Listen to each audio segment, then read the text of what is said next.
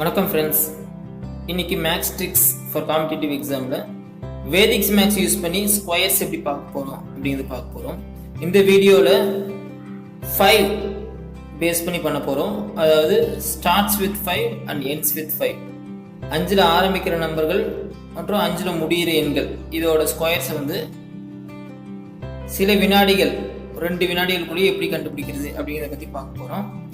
ரொம்ப எளிமையாக பண்ண முடியும். நம்ம முதல்ல 5ல் முடிகிற நம்பர் பார்க்குறோம், 15 ஸ்கொயர். அப்போ 15 × 15, அப்போ அந்த 5 பெருக்கணும் அப்படின்னா 25 வரும்.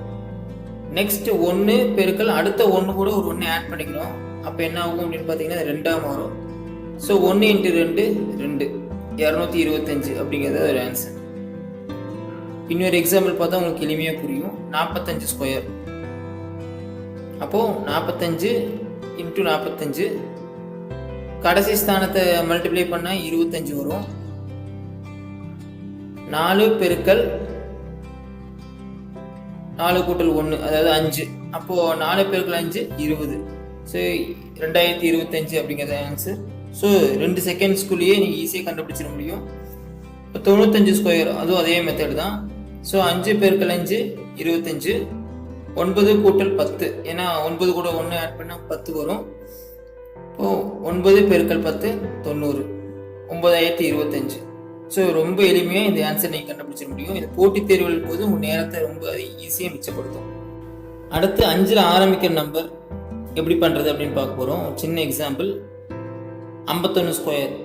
இதுக்கு நம்ம எல் அப்படிங்கிற எழுத்தை வந்து ஞாபகம் வச்சுக்கணும். அதுதான் இதோட ரூல்.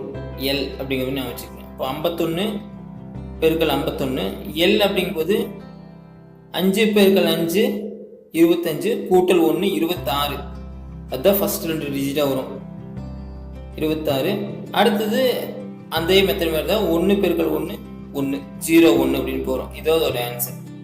சரி, இன்னும் 2 எக்ஸாம்பிள்ஸ் நம்ம பார்க்கும்போது உங்களுக்கு எளிமையாக புரிஞ்சிடும். 56 பெருக்கல் 56. ஸோ 5 பெருக்கல் 5 25 கூட்டல் 6 31.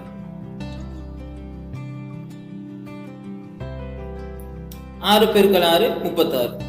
ஸோ ரொம்ப எளிமையாக இந்த மாதிரி வர எண்களுக்கு எளிமையாக நீங்கள் கண்டுபிடிச்சிட முடியும். ரொம்ப வேகமாகவும் கண்டுபிடிச்சிட முடியும்.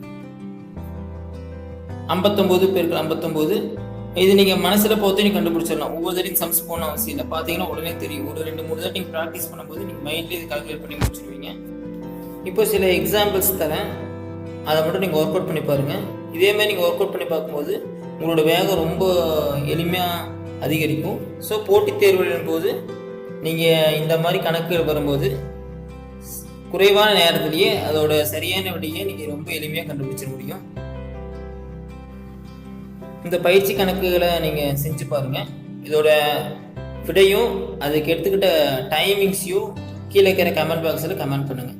இதை தொடர்ந்து நீங்கள் பயிற்சி செஞ்சாவே போதும். உங்கள் போட்டித் தேர்வுகளின் போது இது ரொம்ப பயனுள்ளதாக இருக்கும். நான் கொடுக்கப்பட்ட அனைத்து எண்களுமே பார்த்தீங்கன்னா ஒன்று 5ல் ஆரம்பிச்சிருப்போம், இல்லாட்டி 5ல் முடிஞ்சிருப்போம். உங்களோட விடையை வந்து கமெண்ட் பாக்ஸில் போடுங்க. இந்த வீடியோ உங்களுக்கு ரொம்ப பயனுள்ளதாக இருந்திருக்கும்னு நினைக்கிறேன். சப்ஸ்கிரைப் பண்ணாதவங்க சப்ஸ்கிரைப் பண்ணுங்கள். உங்கள் ஃப்ரெண்ட்ஸுகளுக்கும் இதை ஷேர் பண்ணுங்கள். தேங்க்யூ.